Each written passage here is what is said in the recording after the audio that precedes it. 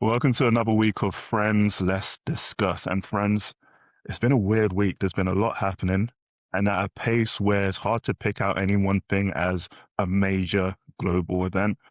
I guess on a national level, we've had this leadership race hotting up. It's not a full-blown election yet, but we're going to try and cover as much as possible. This might feel like in case you missed it type of episode where rather than doing our usual deep dive into things, we kind of try and summarize as much as we think is important that has happened.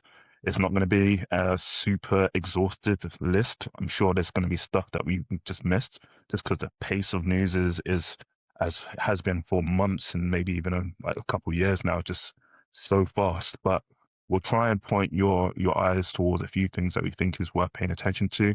And then, of course, as always, if you have questions, if you have comments, please leave them. We love seeing your comments, even if it's criticisms, even if it's like harsh negativity. We kind of laugh at it sometimes. Like one of my favorite comments was, "You guys have the IQ of a warm room," and I was like, "That's kind of a funny put down." So, look, we'll take it on the chin. You know, we don't take it personally. We don't know who you guys are yet, but maybe at some point you will be friends with us, both of us. But yeah, as always, Mira, how are you? Good. Yeah, good, good, good. Lots of family stuff. And I was thinking about life admin as well. So I don't know if everybody else finds that as well, but I feel like so much of the weekend, which is supposed to be like fun time, is taken up with life admin. Do you know what I mean? Getting all the washing on, cleaning the house, hoovering, getting a meal prep done, blah, blah, blah, just like, and again, I don't have kids. So God forbid, like for you guys, when you've got kids as well, it must be a lot with like homework and stuff, I guess. I mean, what you can't see is that on the floor, there's like a Jurassic Park style train track. There is two or three boxes that have been sellotaped together to form like a little house, which me and my daughter were starting to paint. And there's these beads. There's this thing called hammer beads. So apparently my daughter started in a hammer bead class. I didn't know what hammer beads were, but in my Me either. mind, right. So in my mind, it was her group of girls and there's someone teaching them how to hammer beads into some sort of material to decorate or customize their own clothing. Oh, I was like, oh, that's wicked. Turns out she come home with it. It's all these little plastic beads. I'm like, what are these little beads doing? And then you put them into like a grid and then you have to iron it and it becomes like some sort of mesh pattern. Where's the hammer in that? Who names these things and Who why knows? are they doing this?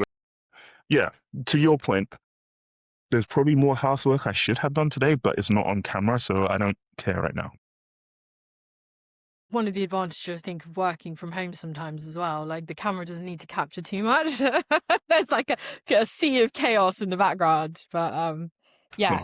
So yeah, otherwise good. How about you, love? I was commenting on your lovely shirt. I think it looks very dapper. Do you know what? I'm like, I don't know why, but I've started to look at people that wear like Cuban collar shirts. Apparently, this is a Cuban collar, which I didn't know. And then I like the little, detailing because I feel like I'm at the point where I don't have to worry about being called effeminate. I'm past that, and I like it, so I'm just gonna do it. So yeah, this is a little purchase. Again, like you said, I work from home the majority of the time, so sometimes I just like to look good just for myself. You know, like I used to hear women say it all the time. I'd be like, "What do you mean you just want to look good for yourself?" And I'm like, I don't know, actually, yeah, makes sense. Especially when you see yourself reflected back at you, right? So one of my bosses, he used to turn the feature off on the Zoom or WebEx where you see yourself. He would only see the people on the call, essentially. Mm, I'm sure he wouldn't like me to mention it. I feel like you can read quite a lot of things into that. But anyway, that aside, the rest of us are kind of like, as you can probably tell, I don't know if we've got any curly haired girlies out there. Fucking nightmare having curly hair. Look at the state of it. So I had to put it up today because I was just like so wild today. I was like, you know what, I can't go. So what's his name? Not SpongeBob. What was the guy who was in The Simpsons, the criminal Oh, guy? yeah, yeah, Oh, with sideshow Bob.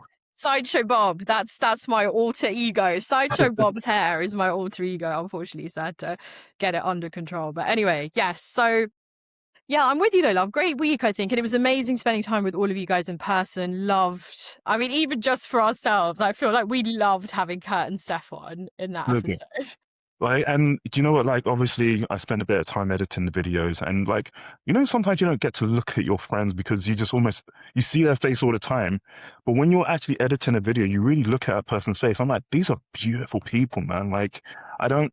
It's probably weird to say, but it's just like I really enjoy editing the this. I guess it's a change from like doing what we've been doing, where I'm so used to seeing our own faces and seeing someone else's face and just staring at it, and I'm like, man, they both have such great skin, and the dress Steph was wearing was so beautiful, and I just like, oh man, I could have did this video all day.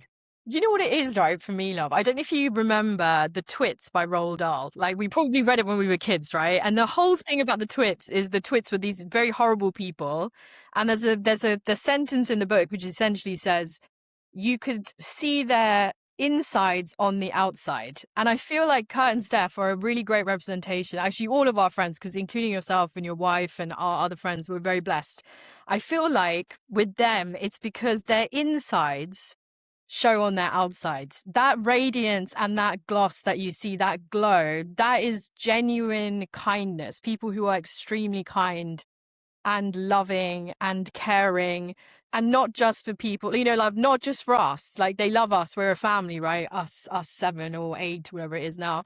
But it's the world as well. Like, you can see the amount of empathy they have for their community and their neighbors and their broader family and stuff. And yeah, I do agree with you. It was really lovely just watching their interaction. It was amazing. I love like Curtis is like so chill, like even on camera, and like his delivery is so dry, but it's like so perfect. Like I just laugh and some of the things he said. And Totally. then like I teased Steph about it once we stopped recording, but for the fact that she has this like this presentation mode, it's so good. Because I swear, as soon as we like stopped recording, it was like the regular Steph, and I was like, whoa, like you can just change like that. It's like code switching just on cue, and it like I don't even know if Steph realized she did it. I'm sure it just was one I of those. don't think she did. I don't think she did, but it I was don't think just she so did. good. She was shocked when Kurt mentioned it right Yeah, yeah, afterwards. yeah. You see his super talent, and yeah, Although, love, to be fair, sorry to interrupt you, to be fair, when my mum first heard our very first podcast, she also was like, I heard the voices, and I was like, these people are like, where did this very, very fancy kind of professionalness come from? And then obviously we're like episode 11 now, so we're kind of just back to our normal selves. But yeah, no, it was hilarious, like brilliant. so good, Yeah, so we've good. got We to have try to and get get him the back on others again. on. And especially because I saw this week there was and there was like another outbreak of meningitis, and obviously when we Yeah. first started talking about getting Curtis on was because of the outbreak that happened beforehand. We were meant to ask him more questions about meningitis, but obviously we focused on um, the hantavirus outbreak. But yeah, I think Curtis might be a regular feature, given that it's so useful and so much value that he can add to the show. So yeah. Definitely. Yeah, and I think that it's not just his, supreme brain or him, Steph, all of our friends to be fair, but I think it for him, obviously he does have that science background and he's studied it for a very long time. He's actually a doctor. He's got a PhD, which nobody really knows about because he never talks about it because he's extremely humble. Be humble. Um yeah, very much so. But I think also the thing with Curtis is you probably picked up on the podcast episode. Like Fabian says, he's one of those people that's really thoughtful and measured. So he's not the kind of person that's going to, like me, that just rambles on endlessly, for like 90% of the conversation. He's a person that will sit back. And then when he says it, you're like, oh my God, damn, that was like bang on. Like, Jesus, like, he hit the nail like spot on the head. You know what I mean? Yeah, I feel like everybody in the friendship group has a real complementary uniqueness about. 100%. I'm keen to get Simi on at some point. I think like just her perspective on um, you know, the education system in the UK, I think would be amazing. I'd love to do it at some point. But maybe we should kick on with this week because otherwise we'll spend an hour talking about our friends. Yeah, oh God, yeah, we'd love that. I don't know if there was any place you wanted to start. Happy for you to sort of start with what's ever top of mind for you.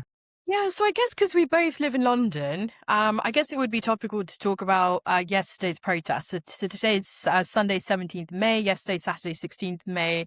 There were two protests going. So one was anti-genocide protest that was run on the anniversary of the Nabka, so the catastrophe that happened when 800,000 Palestinians were forced off their land by the Israelis. And then the other side, a protest that was run by Tommy Robinson, who is a very famous racist and bigot, ostensibly under the banner of anti-Islam, although he spends an awful lot of time in Islamic countries and seemingly has Islamic funders. And it's a slightly confusing thing, to be honest. Countries that give him significant tax breaks, I imagined. 100%. Yeah. So I guess it's all right to live in an Islamic country. Maybe I don't quite understand, but anyway, whatever. Let's not apply logic, I guess, to these things. But anyway, so there was two protests going yesterday. Originally, as I understand it, he was advertising it almost like the size of an Oasis concert. It was probably more of a park type concert, which I think it was probably estimates between like 40 to 60,000 people. I think what I found quite interesting about it, which I thought, again, we won't necessarily need to deep dive because I think we've covered a lot of these things before in previous episodes. But I think what I found interesting, love, is when you actually listen to some of the people, particularly the younger people that talk. So I sent a clip this morning from a gentleman who was interviewing some young people. You cannot deny that there has been an erosion in living standards over the last, you could argue, since the financial crash of 2008, you could argue since Brexit in 2016, but largely for this generation, it's been a pretty awful period, right? I think they've had not just almost born into the period of the financial crash, but then also obviously Brexit, for which they had no control over, but has directly impacted them in their future. They had the coronavirus, they had Liz Truss crashing the economy, multiple PMs, and then obviously now this kind of continued cost of living crisis that we seem to be under, basically. So you can kind of understand the frustration. People, as always, people just feel like they're left behind. And the sad thing about it is these guys, much like any kind of gang, go after people that are disaffected, disenfranchised, and provide them with an answer. Obviously, the answer is not real, right? Like, there's nothing that Robinson talks about that's actually going to improve things. There's 6% of Muslims in this country. They don't run things. There is no white replacement. This is not the MAGA narrative. It doesn't really work here, but you can understand in some ways, you can empathize with why people feel like, is this an answer that I can connect with? Maybe this is the reason, and they don't look like me. So it's a very easy thing to kind of sort of latch onto. It is that thing of like there's a bit of a vacuum being filled, and where the nation is so London centric, I feel like a lot of people outside of London feel forgotten, and that again is, I guess, a criticism you could level at Keir Starmer for not having done that soon enough, but probably something that previous governments also are culpable of, right? It's just everything has been focused on London because that's the financial center of the nation, and so fortunately so many politicians are only in it to get themselves rich as opposed to actually be a servant of the people. One of the things I saw was that the root word for politics or politician comes from the Greek polik, which means of the people or for the citizens, and the ician part means specialist. So in the same way electrician is a specialist in electricity, it's like a politician is a specialist in people. But I feel like that part has just been forgotten, right? There's no root understanding of what the role of the politician was. And then, I mean, I will say some people have argued that like the politic part of politician was meant to be a class above the average citizen, but it was still like of the people. So it's really interesting. I mean, hopefully like all of this upheaval will force greater connection between people. That's me being optimistic. One of the things I did see as well, which I was really impressed by, was there was part of the counter protest to the Unite the Kingdom protests was a group of women like coming together and having their own protest. And I just think how brave of it are like for women. Like being a woman in the UK or in the world even is brave enough. It's like you're constantly encountering people that are physically stronger than you that may cause you harm. This is a patriarchal society. To then go and protest like Tommy Robinson and people that literally hate other people just for existing in the same space as them and make that like a female protest, like it's so impressive. And one of the women I saw like had this like whole punk aesthetic. And one I was thinking, such a shame that punk is not a thing anymore. That for whatever reason, you know, punk used to be sort of one of those genres which really push um, governments and leadership to do the right thing and not conform in any way. And that seemed to have like just disappeared. You don't really hear about punk artists. But I will share this image, this clip. This woman still seems to embody the spirit of punk. It seems to live on in this young woman. So fantastic that that's still a thing out there. And then I also saw, I don't know if you saw, I think it's Paul Chowdhury, one of the South Asian comedian, but like he was out there, Crazy. he was getting like criticism and being called a coconut for being like protesting against Tommy Robinson. So I went down to the United Kingdom march, right, to question some of their views, some of their discourse, and how the country's been stolen. Literally, none of them had any statistics, any backup to their arguments. It was all pretty much bollocks. So it was quite an easy discussion to have with most of them. The others were just there for a day out. And now I'm getting called a coconut, even though I'm there on the front line, because when I was growing up, you stand up to the racist. You don't stay at home and the people that stand, you call them coconuts. I was on the front line, put my life on the line right there. And then there's people like pussies at home going, yeah, you're a coconut, innit? Where are you standing up to the racists? Where are you at home just leaving a little comment? Little bitch. Not you, but whoever's written that, And I'm like, that's so wild. Yeah. And one of the things he was saying is that, when he was growing up, like the thing you did was not just like sit behind your phone or sit on your sofa, you go out and actually protest. So credit to him for going out there and actually like, I don't know if maybe he, it's maybe it's a little different when you're like a TV personality or something like along those lines. But if anything, I would imagine it'd be even harder. So, credit to anyone who's taken part in a protest, but especially someone who is on any level recognizable, because I guess that makes you more of a target. 100% love. And I think what was interesting is that like I would if I hadn't had seen what Mamdani did this week, then what I would have said to you is, look, listen, love, it's just very difficult for the politicians of the people. Life is very complicated. Corporations have a huge amount of control. They basically hold us hostage, as do the millionaires and billionaires.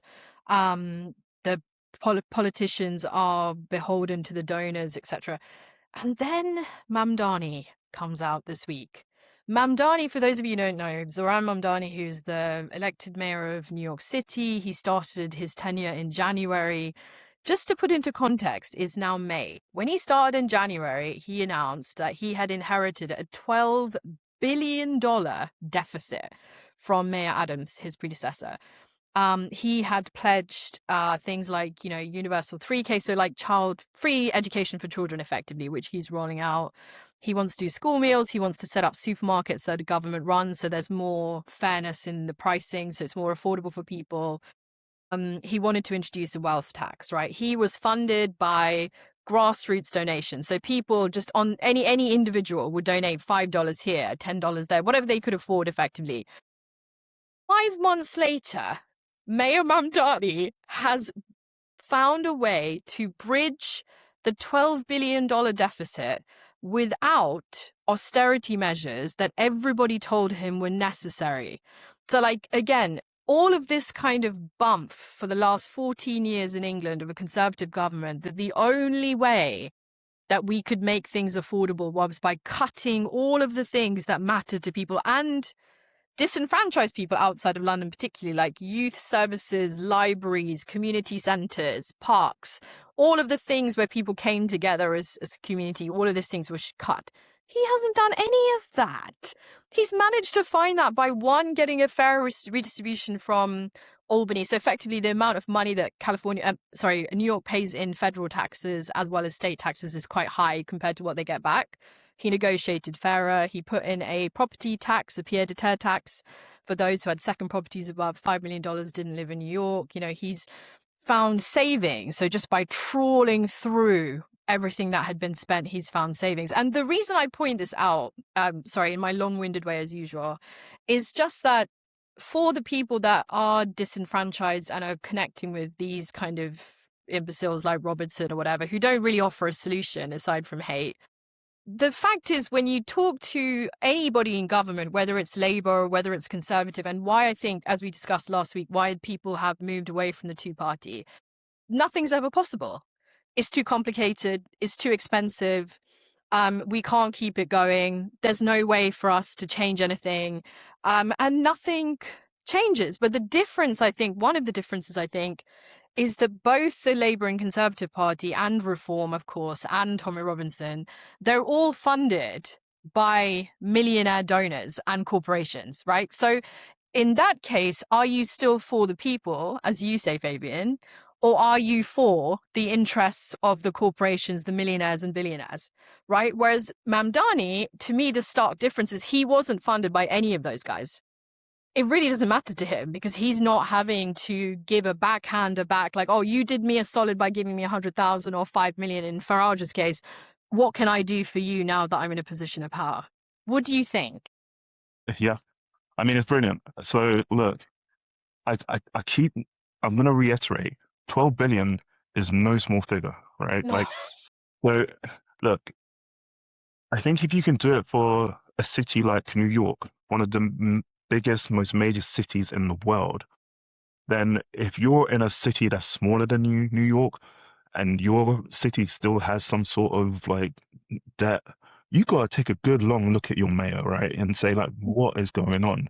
So I saw this post in 132 days, Mayor Mamdani has closed a $12 billion deficit while raising taxes on the super rich, implementing free childcare, permanently funding libraries, fixing 100,000 potholes, winning millions for gig workers robbed by mega corporations, fining corrupt landlords millions, fixing thousands of unsafe apartments, setting up an office of deed theft to protect tenants, getting snow shoveled in record time while paying workers $30 an hour, ensuring historic lows in violent crime, and expanding social services. It's like, how the hell have you done all of that? Like, it's like 32 days, bruv. I mean, come on, what is going on? But like, we've all suspected that our governments are inefficient, but this is like highlighting a level of inefficiency by being so efficient that it's mind blowing. Because in America, love, America is notoriously inefficient, right? So even like when you think about what happened during Adams' reign in New York, it was an absolute crap show, frankly. But what has been fascinating, a lot of people were really skeptical, right, when Mamdani came in, because they're like, oh, he doesn't really have any experience. What's he going to be able to do? Exactly to your point. Oh, it's really inefficient. You're not going to be able to do these big things that you're promising you're going to do. I'm sorry, he's done all of those things and more, right? Like he's done all of those things and more. And he came in with a passion and a belief that he wanted to work for the people and do as much as he could to help the people. And is that, like, I keep trying to think about like our traditional governments, love, and someone like him and what he's achieved. Like, what is the real difference? Is it that true belief and passion? Because I don't believe that a lot of Labour MPs come in thinking, great, I'm going to screw the people when they come in. I feel like generally people come in because they want to make a difference, right? Like the Green Party woman. But so I genuinely wonder if part of it is because also he hired the best people too. He was really smart about putting extremely experienced and smart people in lots and lots of these positions, giving them a mandate. They had a shared passion and a vision. He had a huge army of volunteers, again, that had a shared passion and a vision. So I think he's still trying to figure out how to mobilize and keep that going. And he didn't have the donors. So that's why I genuinely wonder, like, and also, sorry, pardon me, the other thing as well we were discussing last week is social media. Because he had a really good social media strategy, didn't he? That's the social other media thing. was So he amazing. communicates. Yeah, and that's the thing. I think like a lot of it, part of it is his age, right? He's Yeah. relatively young. I think he what 32, which is Yeah, he's very young. Yeah. like so young. So he gets media in a way that most. I keep looking down. There's this cat here. You just go Yeah. just get rid of the cat. Sorry, Yeah. get out, man. Sorry, I'm gonna have to try and edit that out. Yeah. So as you say, like I think the other thing is you were probably going to mention is that he's also young. So he's in his early 30s. Yeah, and that's the thing. Like he gets social media in a way that the Keir Starmers of the world just don't understand at all.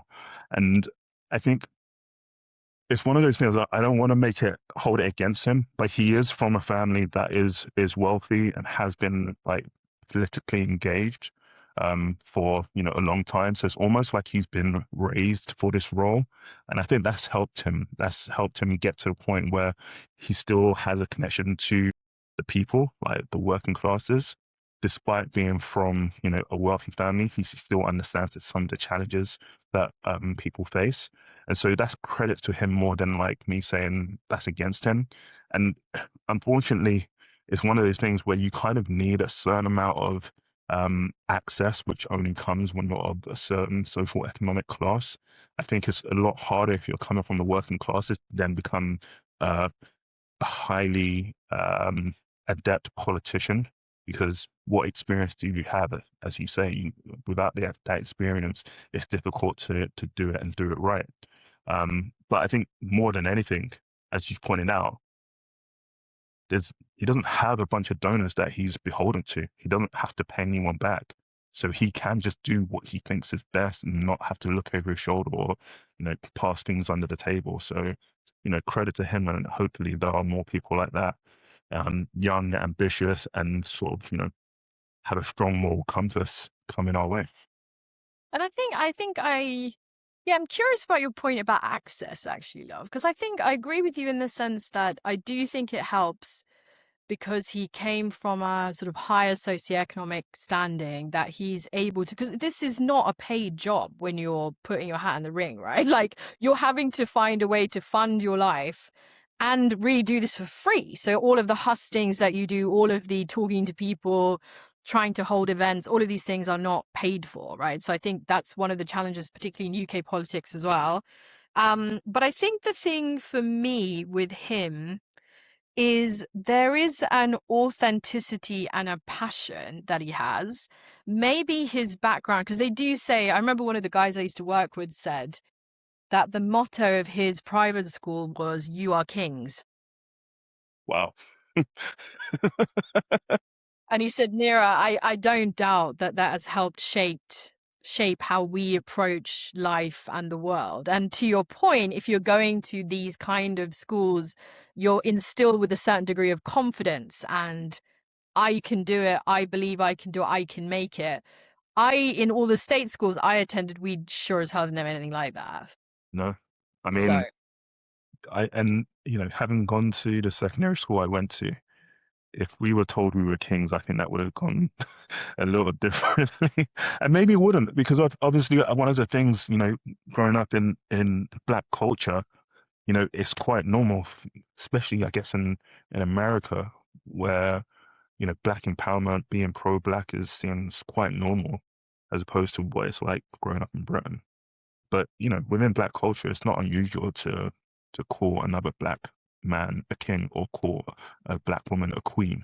That's very normal. So I guess it's kind of like the context of how you're, referring to people counts for a lot.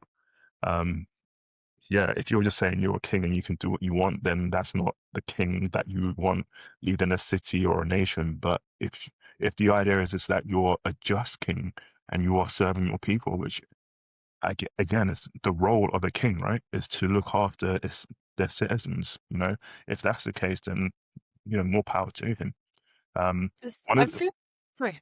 well, no, just one of the things I was going to say in terms of donors was, and maybe I'm jumping ahead a bit, so we can like skip back. But there was a social post from the Good Law Project that showed all of the people who had a piece of West Streeting, which I thought was super interesting. So if I go round the circle, they had a chunk, which was the biggest chunk was for other. £296,000 is just other people that have donated to him. Then you have the OPD group, which has £113,000. And then a second OPD group, which has £55,000. Then people like John Armitage, MPM, Peter Hurst, Trevor Chin, all of these have donated a bunch of money. Kevin Craig, Red Capital. Problem being is that nearly 60% of the registered donations accepted by this health secretary have come from people and companies linked to private health, which when you're meant to be looking after the NHS, it's kind of unsettling that 60% of your donations have come from people with a vested interest in private healthcare. Wes Streeting is who he is. We know he's probably Keir Starmer's biggest challenger for mayor leadership, but it's not great that this guy is like in bed with private healthcare, and is also the guy who, under his watch, Palantir was introduced to the NHS, right? So, I mean, I think we have to be careful what we wish for. Everybody sort of, or at least the media would have us believe that Keir Starmer is being pushed out the door by everyone within the Labour Party. But the guy who seems to be lead contender to being pushed in, may be even worse. Yeah, I don't know, love. I'm so skeptical. I suppose the thing that I've been struggling with this week, I find really fascinating. So I work in, as we mentioned, well, both Fabian and I have pretty much worked in tech companies on most of our lives.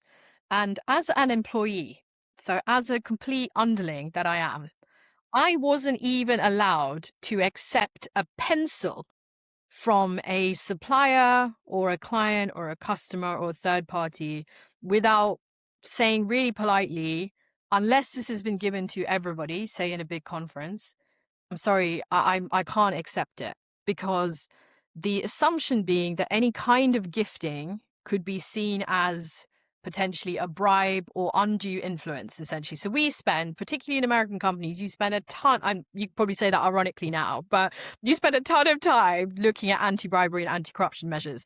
So this week, again, in the similar vein of talking about donors, so Nigel Farage, who's the leader of the Reform Party that has just won a ton of seats, as we discussed last week, which we won't go into again, received £5 million from Christopher Harborne, who is a Thai-based crypto billionaire or millionaire, multimillionaire, and he didn't declare it. So then there's all this prevarication and noise around it.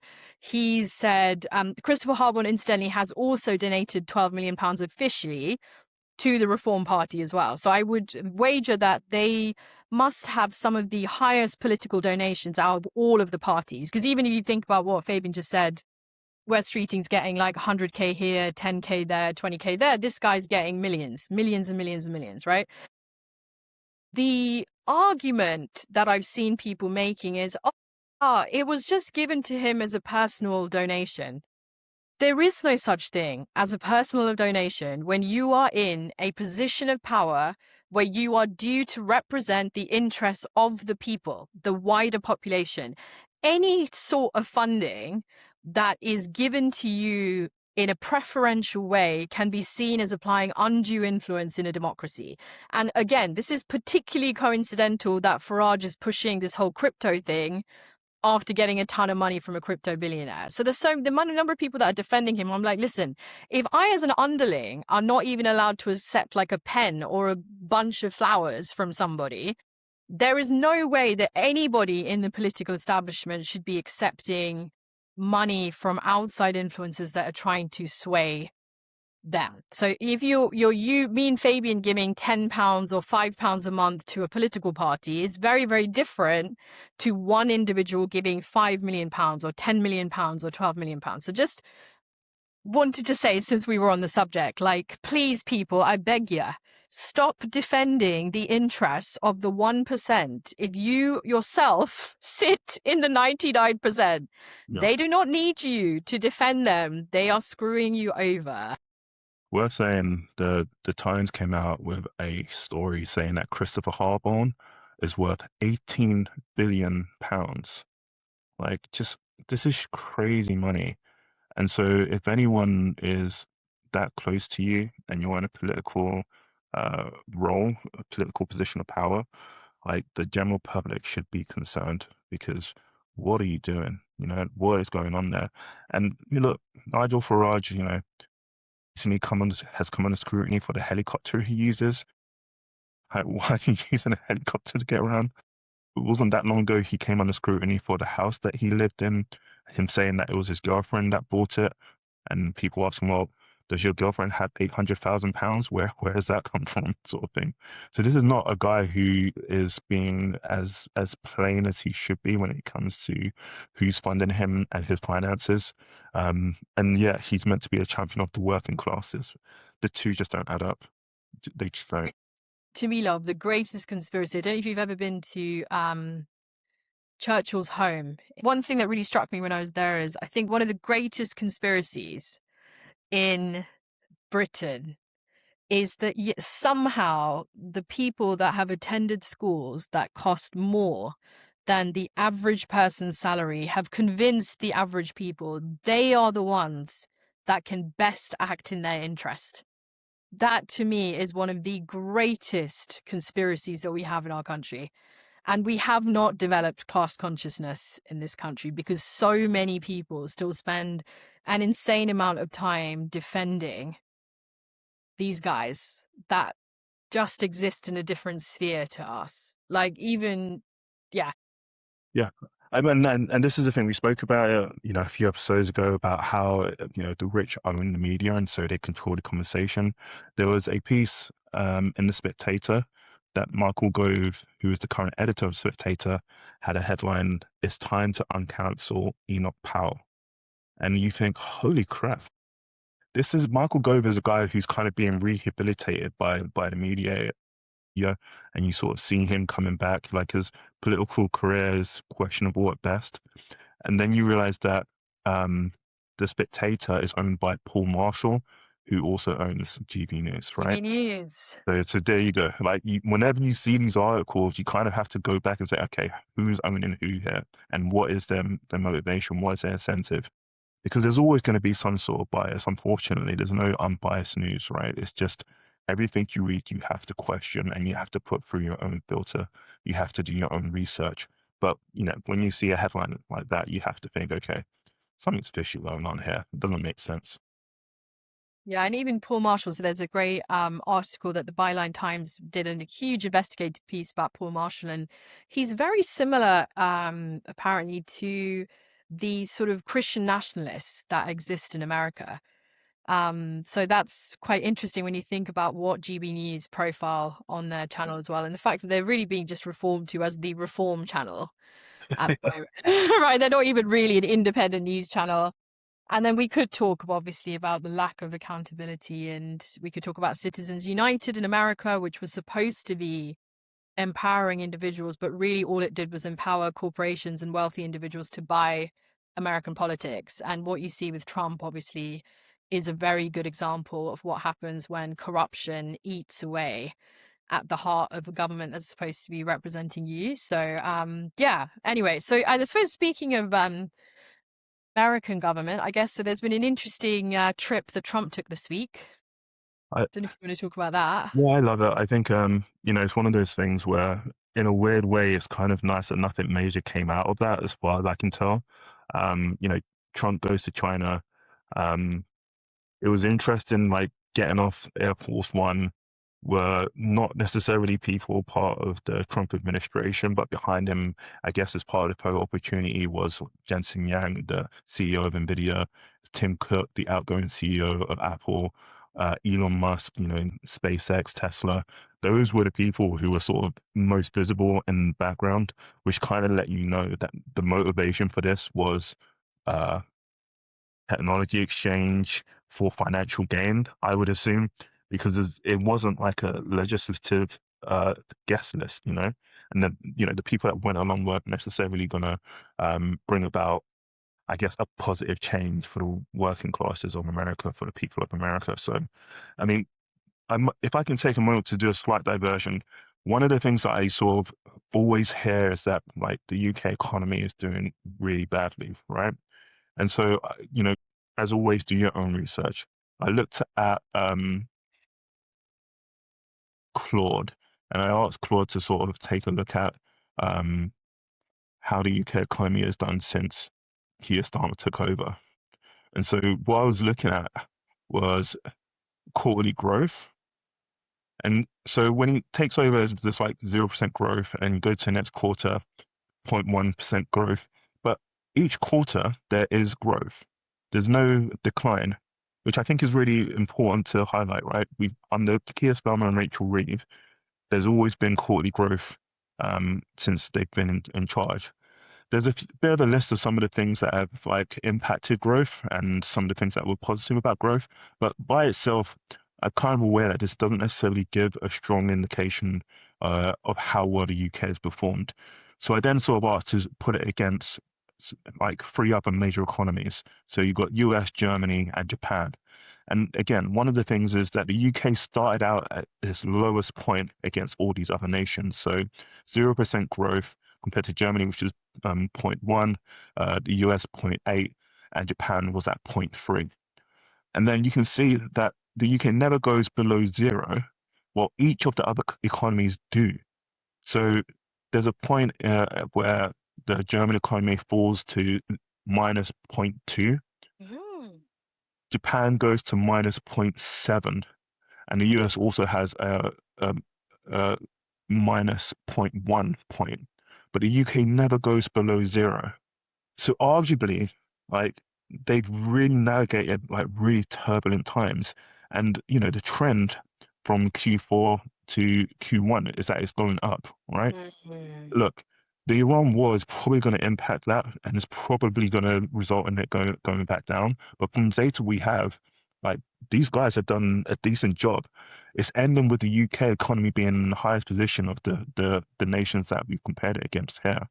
So I don't know. We're very critical of UK performance, but you know all of this suggests that it's not actually doing as badly as much of the media would have you do.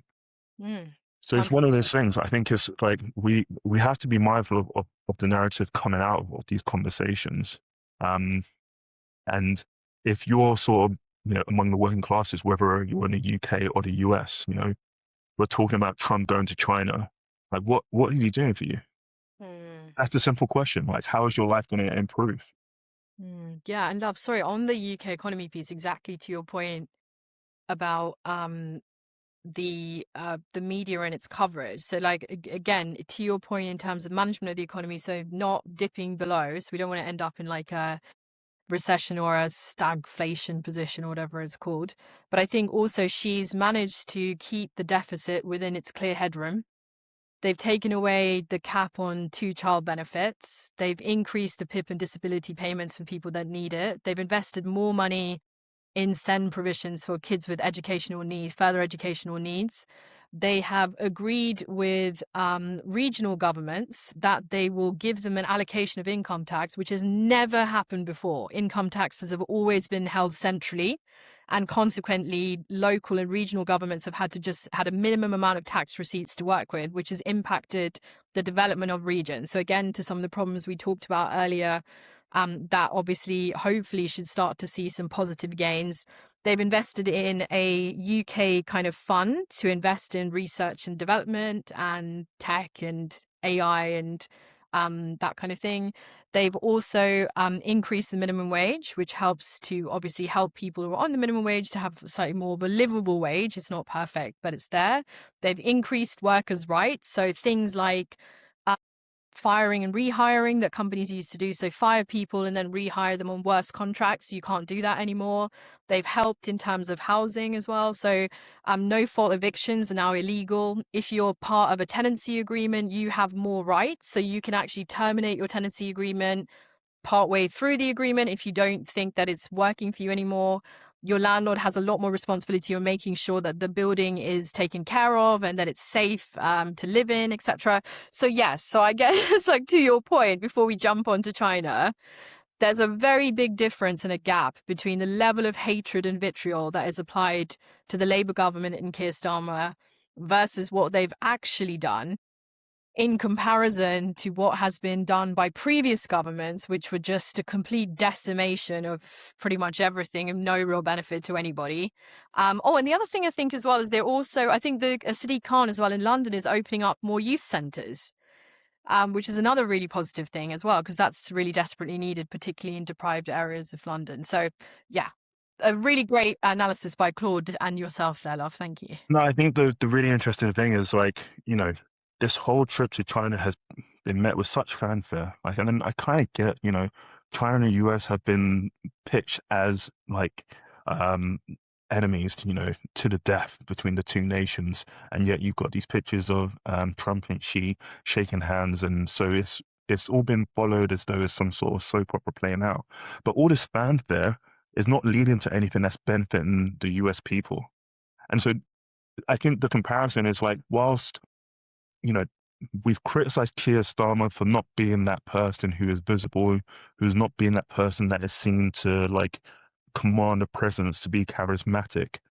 But actually, in terms of the job that's being done with Keir Starmer and Rachel Reeves looking after the economy, making these changes, and to your point, even Sadiq Khan, like he gets a lot of criticism for things like ULEZ and how much that's impacted small businesses. But actually, if you look at the air quality of London, it's in one of the top ranks of I think it's 13th city, major city. So it's doing really well, and that would not have been the case without ULEZ. And the thing about air quality is that it's such a stealth impact on health. So it's not immediate, it's not so visible, it's not so dramatic that people are really considering it and really aware of it. Before ULEZ was introduced, I think London's air pollution was so bad that it was actually like legally dangerous to the population. And Sadiq Khan took on the criticism and said, "We're going to do something about this. Like, what's as a city, we're going to change this. We're going to have cleaner vehicles on the road, and if you don't have a clean vehicle, unfortunately, you're going to be charged for that." And it's made a difference. And so again, I think as a people, as a voting public, we have to see past the showbiz hands and all of the fanfare and say, okay, how have I really been impacted, either negatively or positively? It's not always easy to do, and maybe it's on people like us who have a bit more competency when it comes to technology and sharing media content to actually be the mouthpiece of the people that are doing a good job and to highlight when they have a good job. We absolutely still have to hold them accountable when they've done things bad. And so, I don't think Steph said it during the recording, but there were some horrible things that Keir Starmer has said, and the lack of support he's shown for Palestinians has been like really upsetting. And so we have to balance that against, some of the things that have been done with the economy, which are positive, where he has navigated through really turbulent waters. It's not easy. It never will be. And again, the show is called Friends Let's Discuss because we want to have a discussion about it. So whether you agree with it or not, it's less important, but let's discuss it and let's work it out. It is such a great point, up, because the other thing I forgot to mention is he's also managed to sign long-awaited trade deals that were promised, again, by talking with Johnson and Farage and people about like Brexit is the panacea, we're going to have these amazing deals. None of them were able to really get the India trade deal signed. Keir Starmer did that. The China trade deal signed. He did the US trade deal as well. Now, whether Trump reneges on that contract like he does pretty much every other one, who the hell knows what's going to happen with that. But he did manage to put that in as well.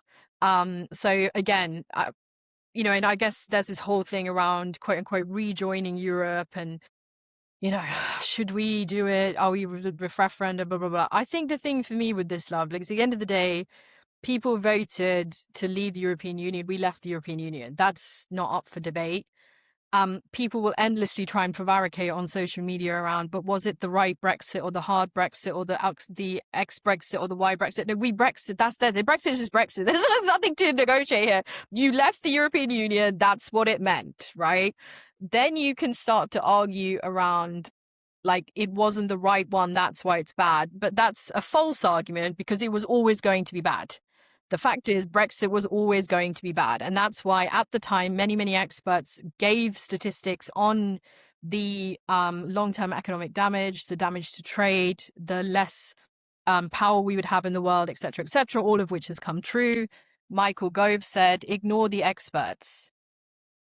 and then COVID happened. But anyway, so yeah, so again, I'm 100% with you, and I think even with Sadiq Khan, so people talk about the level of violence in London. Violent crime in London has reduced over the last, I think it was 10 years, right? They did the analysis on.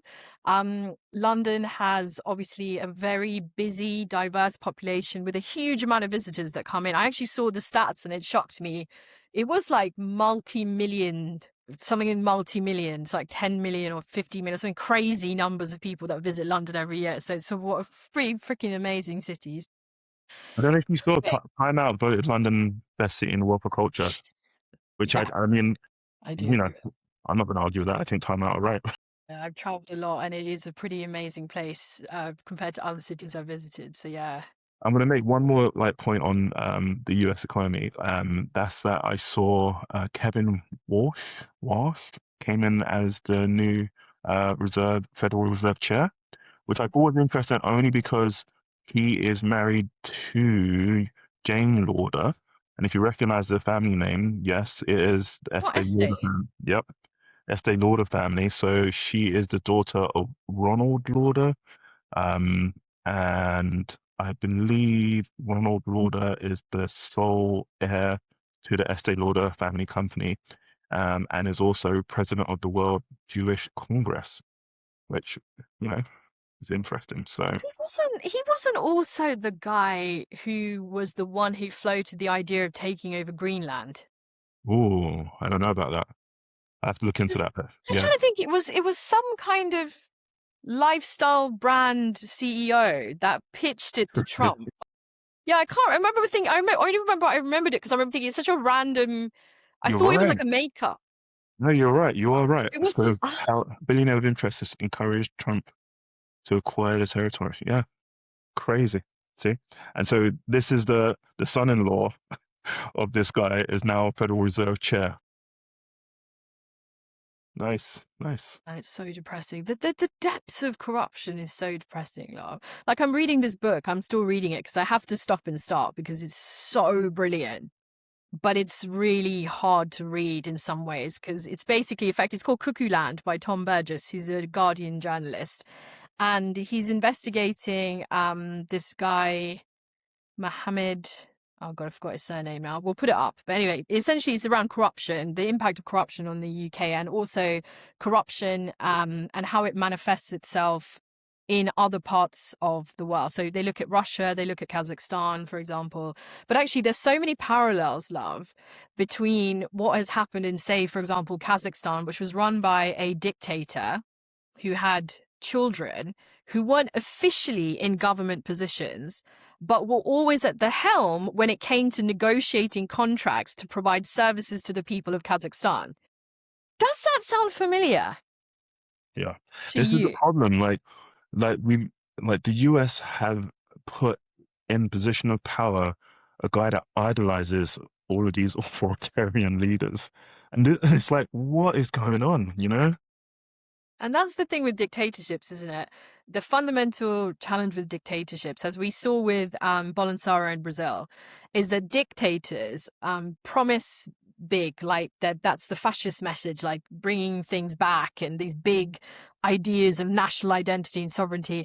But really all they actually do when they're in power is surround themselves by people who are yes men and women that enrich themselves at the expense of the people. And just like in Brazil, who eventually forced him out and now he's being tried, the challenge is so much damage has been done that trying to then recover is going to take quite a long time, right? And that's where it's quite scary. So that's why maybe this is a good segue perhaps into talking about China, because obviously China's economic system is really quite different to what we have in the West. China is a communist country.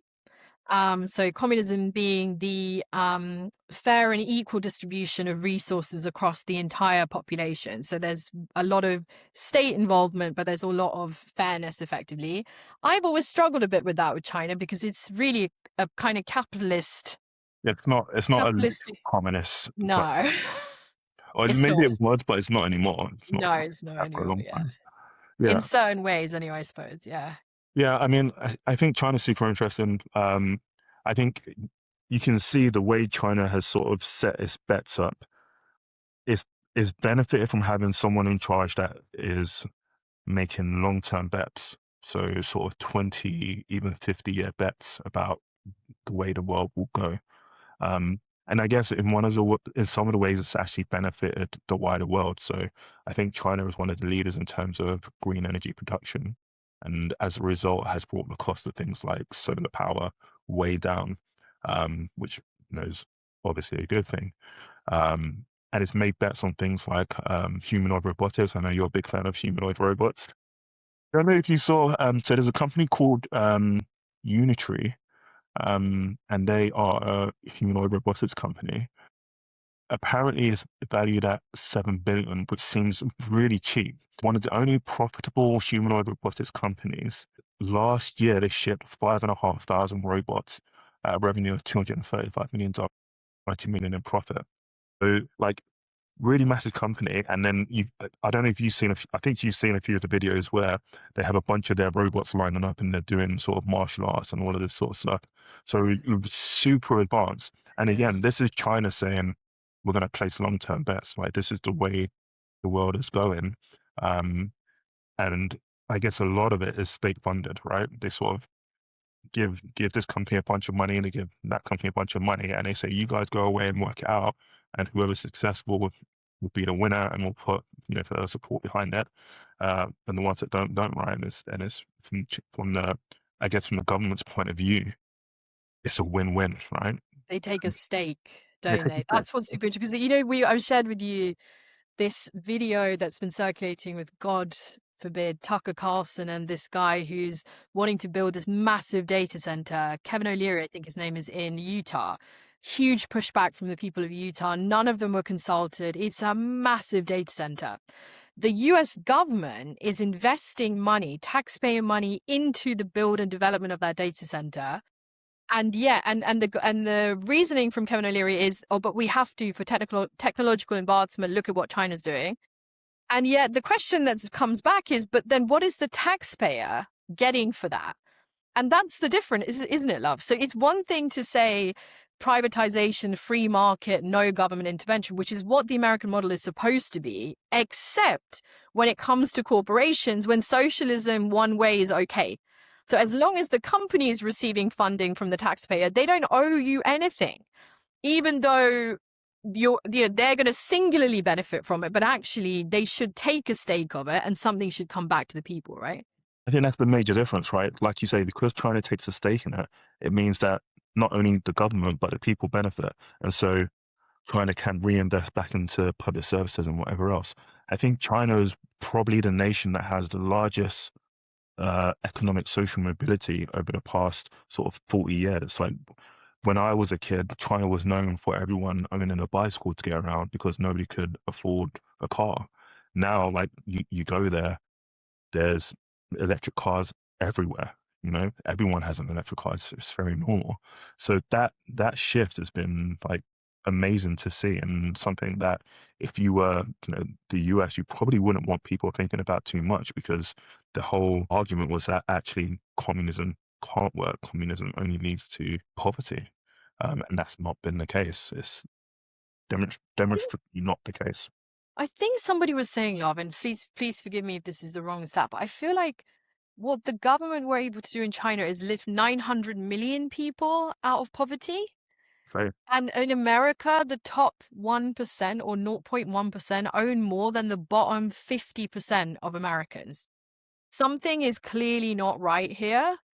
And the funniest thing, I was watching something this morning and this lady is arguing again on these god-awful debate shows.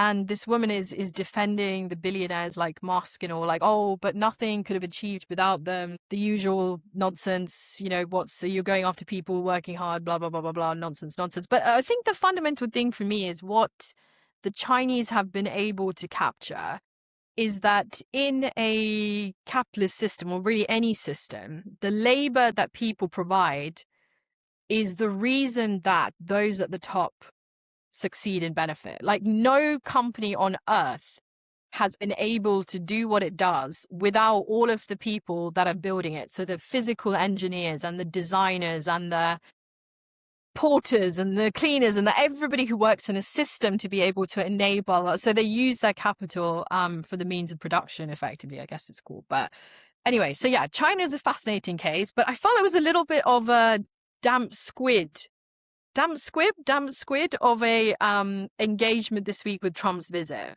Yeah, I mean, again, who knows what will come of it? It felt like even she didn't take it entirely seriously. And I don't know, it's one of those things where obviously we both spend a lot of time on social media, for better or for worse. I'm not sure where we land on that, but sort of seeing some of the comments that people have had about, she like using children as part of the presentation to sort of wind up Trump. It was a bit like, oh, you know what? Until you pointed out, maybe I wouldn't have seen it that way.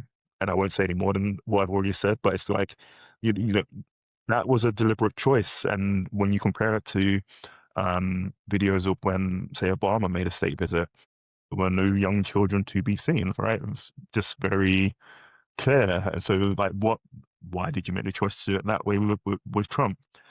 The chair was funny, the fact that there was a cushion there for him.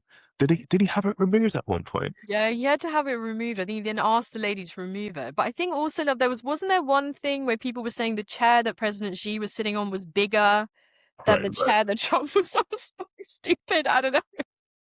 And then apparently, when the US delegation left, I think the argument was that they were afraid that the gift that they had been given were bugged, and so they just sort of left a pile of Chinese gifts, but made it visible. Like, they didn't try and discreetly put it away. There was just photos going around on this massive pile of gifts that had been given. That's so rude. So rude, right? But apparently, one of the things that she done was give Trump a packet of seeds for roses. And the point being that the rose garden had been bulldozed so that this new wing. I don't again, please do your own research, right? You spend way too much time on social media, so we don't research everything. But yeah, the level of pettiness to say, I know what you've been doing and I'm going to wind you up. They're giving you a pack of rose seeds. It's like, oh, beautiful. It's true. I think he got it though. Because I don't know. My philosophy on this is that, Putin and Xi, or by proxy Russia and China, are effectively playing 3D chess, and Trump's sort of sitting in the corner with a dunce cap on. Like, I don't even know if he really gets some of this. And I think one thing that's always fascinated me, because I think it was Angela Merkel that said that Putin is as intelligent as he is dangerous. So when you engage with Putin, you always engage with him through a translator, even though he can understand English perfectly. And I think he can speak English perfectly as well. And I think Xi's the same, though. Probably. Wouldn't surprise me. I always think it's fascinating, isn't it, with that as well? None of these guys are unintelligent, and probably all more intelligent than Trump's. Yeah. We'll see how it goes, I guess. See what comes of that. Yeah. And I did read an article that was interesting. And again, I don't know if this is true because, again, the media in China is controlled by the Chinese government. So I don't actually know if this is true. But there was an article that came out on social media talking about corruption within the Chinese government as well. So I think President Xi was trying to clean out some of the corruption that had existed. And that's really, so personally, I'm not, I am obviously I'm an English British kid. I grew up with the principles of democracy and fairness. I have a personal belief that unfortunately human beings are fallible, that power corrupts. And actually, I think it's really desperately important to have a truly free media and a free press, because that's the only way you can hold power to account. I don't necessarily agree with the way that the Chinese government perhaps control the media and control the narrative, etc. Again, this is just my opinion. I'm just on Friends Let's Discuss. It doesn't really matter. I don't think President Xi is going to be like, oh, I can't believe Mira said that. What's she saying? But just to clarify, I'm not trying to say China is perfect, but I do think what's really interesting in everything that's happened, particularly in the last few years, is that the propaganda around China is not really reflective of what we now come to know. Do you see what I mean? Yeah. I think that's the thing. We are obviously receiving a lot of pro-Western propaganda, unsurprisingly, right? Whether or not we recognize it as that is, different. That's a different discussion. Um, but when you sort of see just on social media, you know, where I guess that's the closest thing we have at the moment to, free, independent reporting. You can kind of see, like, there was like a little video clip which you sent me of a Chinese couple at in the middle of a park wanting to have a picnic and having it being delivered by a drone, and you're like, that's incredible. Like, that's the technology of the future today. There's nowhere in the UK that has that, to my knowledge. Like, and even when you see like drones on wheels delivering parcels in the US, you have people vandalizing these robots. And it's a weird sort of take that, is that what freedom looks like? Vandalizing drone delivery robots? Or is the version of China that we're seeing on social media where you can be in the middle of a park and have a drone helicopter fly your food to you from whichever of your favorite restaurants is?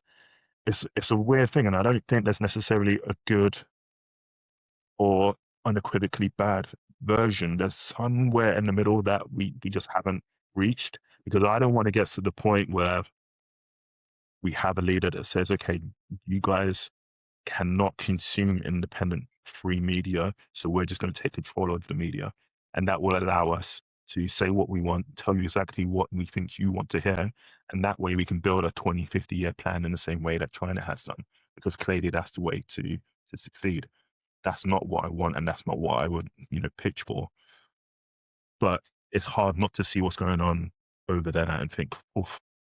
Because exactly to your point, love. So when I was in Cambodia, right, there's this really funny thing. So Cambodia is this just beautiful, beautiful place, amazing people. Definitely recommend visiting, right? But it's developing, right? So it's required investment. So the Chinese government helped to invest in the airport in Cambodia, right? So you're in this funny situation where you're going on these, well, a little rose a bit like the M25 at the moment, to be honest, like bloody awful.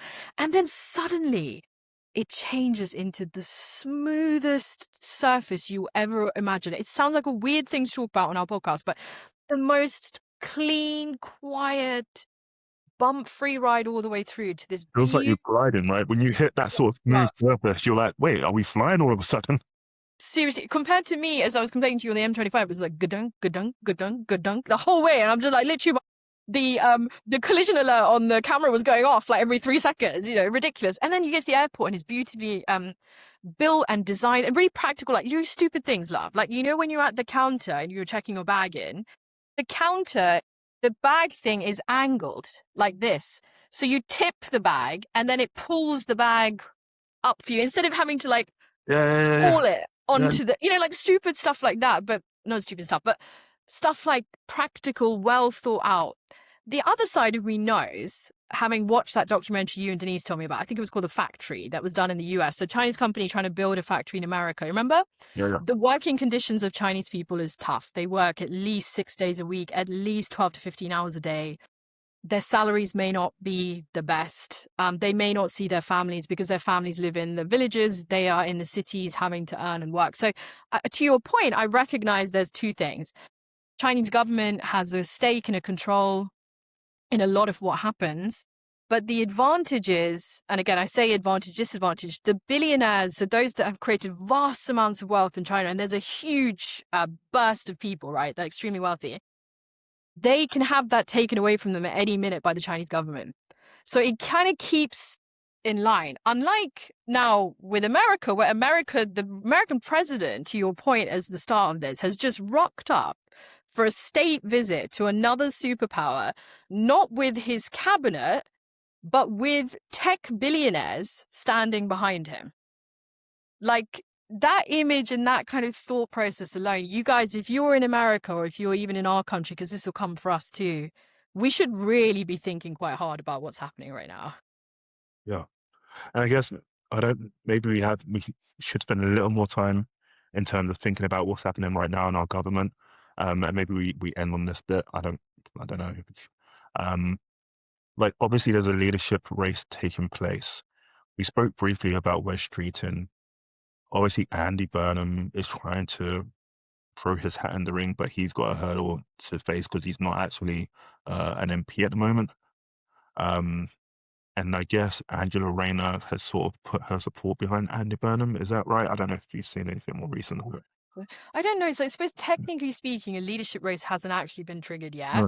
No. It To feels like it, Fabian, right? It's like it's gonna happen, and it'll be the whole media's been like rubbing their hands together, licking their lips. yeah, they're pushing it. I guess maybe the speech that Starmer did after probably didn't really help. Sure.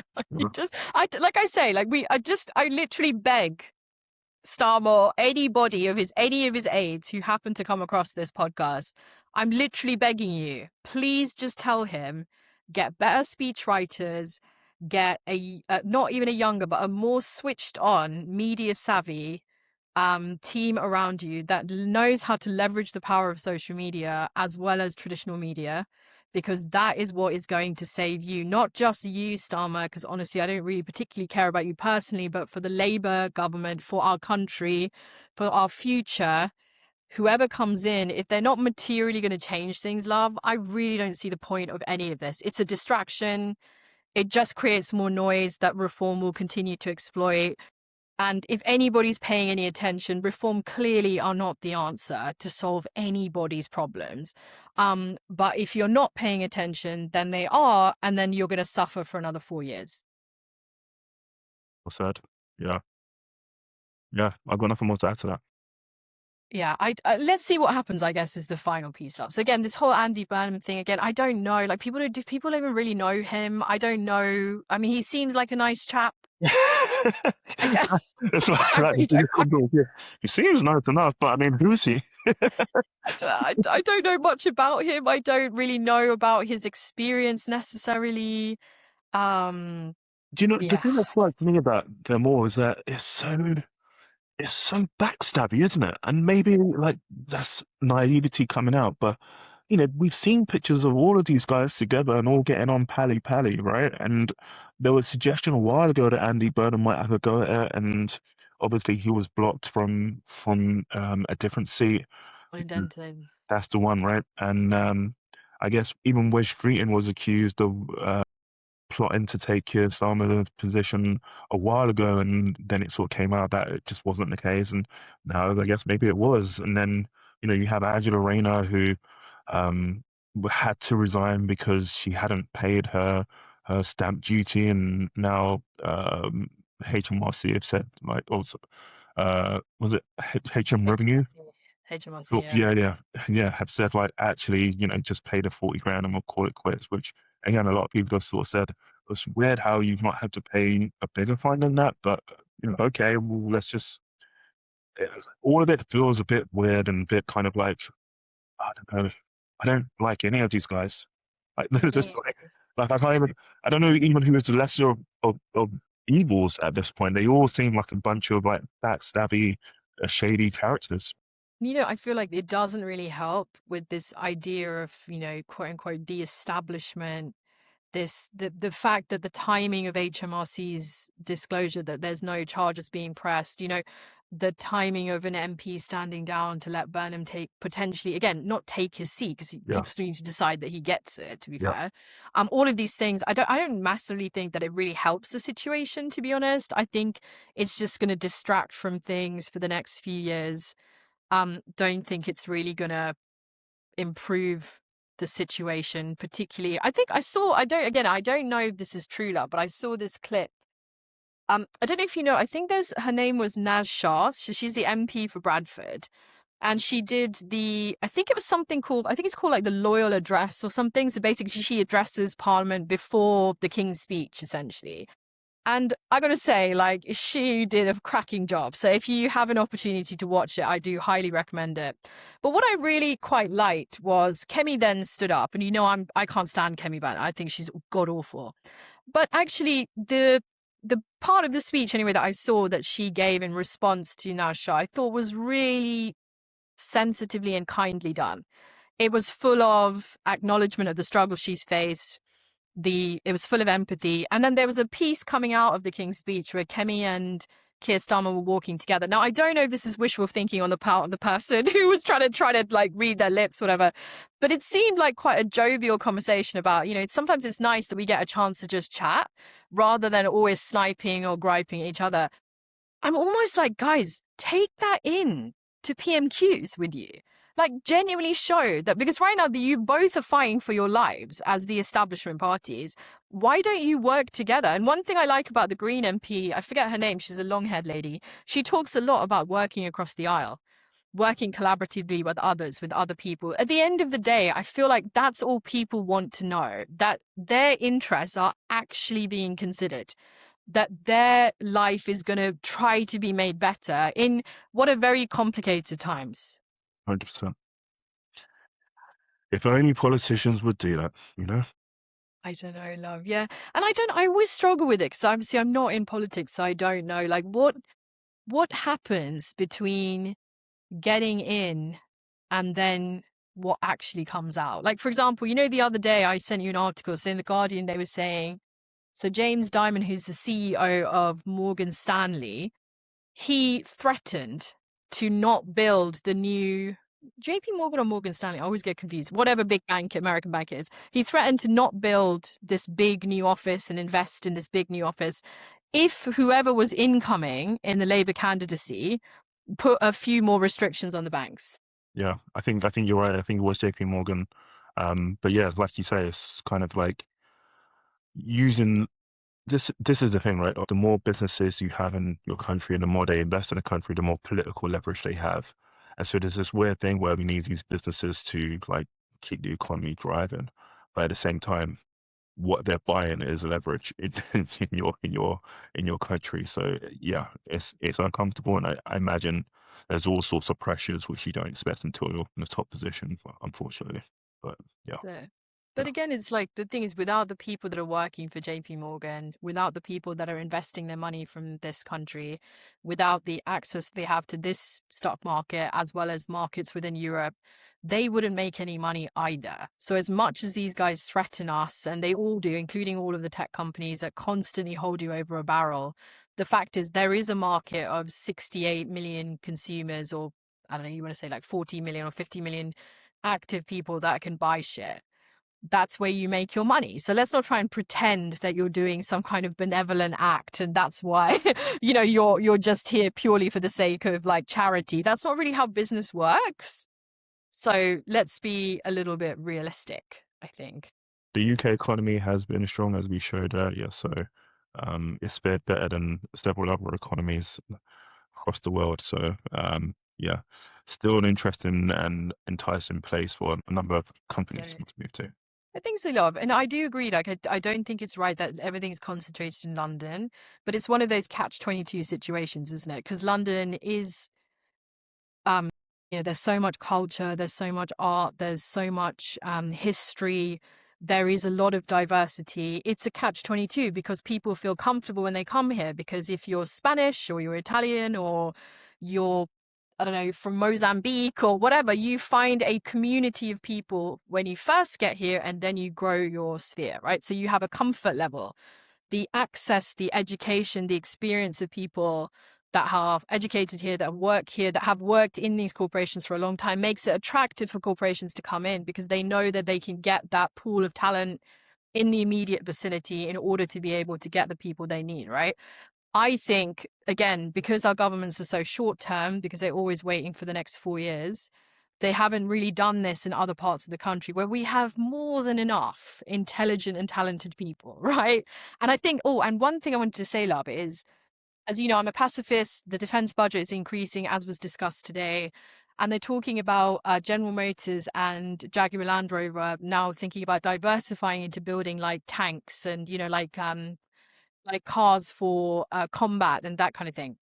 As much as I hate the idea, because I'd love us to just be passive of peaceful people, I actually think if the government was clever, only allow British and European manufacturers to access that money.